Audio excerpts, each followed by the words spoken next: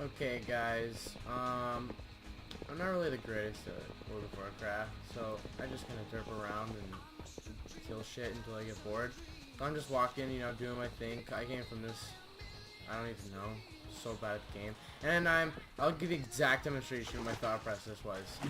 This is it. So I'm just swimming like, oh, swim, swim, swim, swim.